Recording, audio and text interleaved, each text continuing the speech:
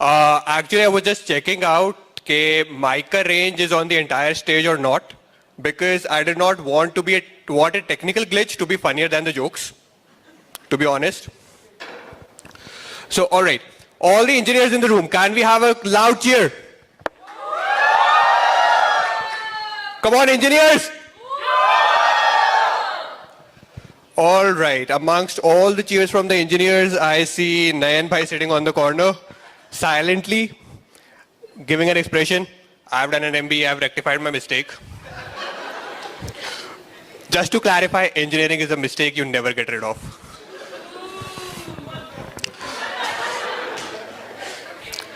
Don't worry, but engineering is something which makes stand-up very much mainstream for us.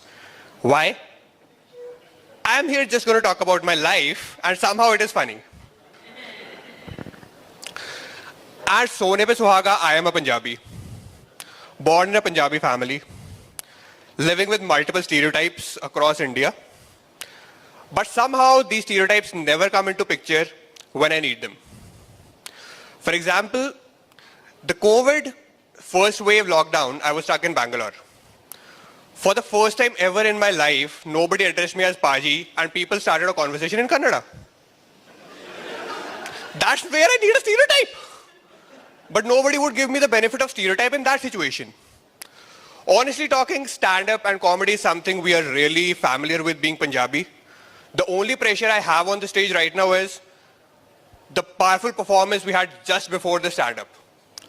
So technically I am mixing my ex who never existed. Thank you. So, Pune is a lovely place. I've been here for the first time when I joined this company. And ever since I joined this company, Pune weather has not suited me really well. I'm having a bad throat from day one I've been in Pune. So given this bad throat and all these ailments, my girlfriend gave me a suggestion. Okay, that's very good. We have a very decent audience over here. The word girlfriend was just put to check out the desperation level of audience, which is quite surprisingly very low for the number of mechanical engineers we have over here. Me being one of them. So my non-existent girlfriend just gave me a suggestion to boil ginger and cinnamon and have it early in the morning. So in the morning, I have a habit of having green tea with ginger, obviously, and honey. Now, engineers are quite energetically lazy. We are full of energy, but yet lazy to do the things. So what I did, I added cinnamon to my daily brew and decided to have it for the morning. Now, the fragrance of cinnamon and the taste of honey did not gel well. So I decided on adding black salt to it, just so that my taste buds and my nostrils are in sync. And I ended up having a weird ORS for my morning routine for 3 days, which definitely did not benefit my throat, but did benefit my bowels. So now I have a bad throat and diarrhea at the same time. The reason why I never know where my weekend goes. All right, so I was telling you all that I'll be just talking about my life. So talking about my life, the day I joined engineering was a turning moment for me. I've always wanted to be an aerospace engineer. I got aerospace engineering in one of the 2 colleges which were offering the degree in the entire country based on the JEE main scores. Given that, I was in Chandigarh for the first time. Now, I come from a very protective family, very protective environment. Now, the big event came for the first time. I had to travel from Chandigarh to Shimla, which is like 120 kilometers, 3-hour journey on a single bus. My mother got concerned. How will an 18-year-old boy travel alone, where he's a Punjabi, in a place full of Punjabis?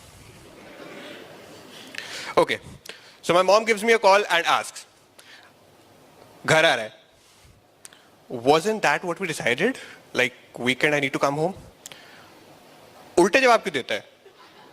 Why do you ask weird questions? Okay, so you're coming home? Yes. How are you coming home? By bus. Why? We do not have a helipad on the ceiling yet. Okay, so you're coming by bus. Where will you board the bus at? Bus stop. How will you go to the bus stop? I'll book an Uber. My mom disconnects the call. 5 minutes later, I get a call again. It's my mom. Don't book an Uber. Why? I saw something on TV. Seriously? Yes. A doctor in Delhi booked an Uber, was kidnapped on gunpoint in the very Uber he ordered, and was tortured for extortion.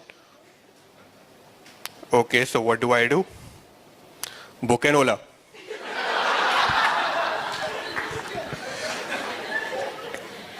That's not where it ends. That is where my stupidity started. I had to explain my mom the basic concept of services like B&B, Ola, Uber, and Oyo, that they do not have any infrastructure of their own. It's just an application which anybody can download. So ideally, any driver who has downloaded the Uber app may have also downloaded the Ola app. And now my mom tells me, you're not even booking an Ola. And I just gave the most logical counter that came into my head. Mama, crime patrol wala logic mat do. And my mom is like, I did not see it on Crime Patrol. Then where did you see it? Savdhan India. Okay, fine.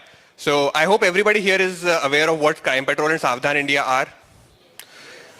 If there is anybody who hasn't heard of these shows, they're probably the second most irritating shows to be ever telecasted on Indian TV, just following Big Boss. And just for record, I haven't seen a single episode of either one of these three shows that I just quoted. Because once I tuned into Crime Patrol just in order to see and quench my curiosity about what Crime Patrol is. So they introduced the criminal something like, he was quite a bright student. He got his dream college.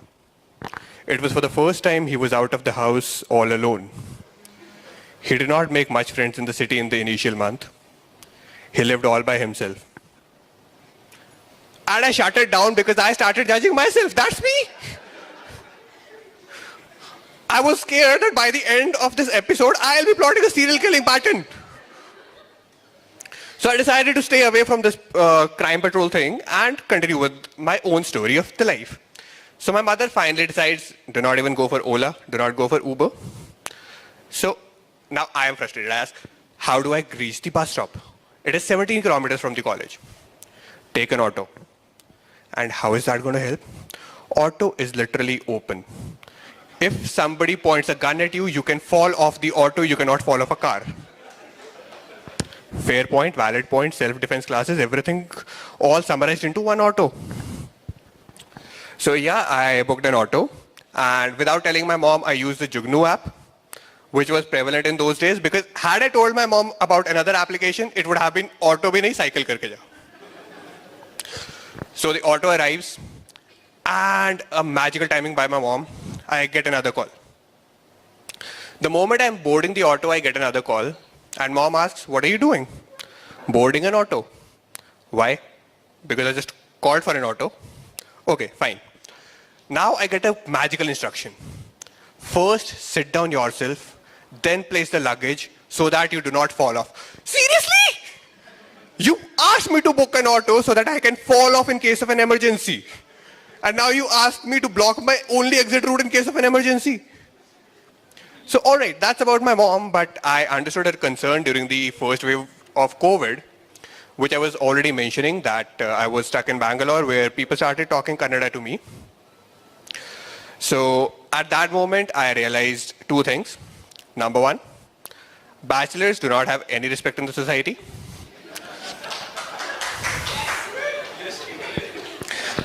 And I have a lot of bachelors supporting me out here. For the first time, I'm seeing people being so happy about being disrespected in the society. So, why? Because the first lockdown was announced and the company gave off clear instructions. All the people with families can leave. Girls can leave. Bachelor boys to stay back. You'll be the first ones joining the office. So yes, we stayed back till a point where we could not go back because the flights were no more available. Second thing that I realized was that you can have a communication without a common language. since most of the people who spoke English in an IT centralized area had already left.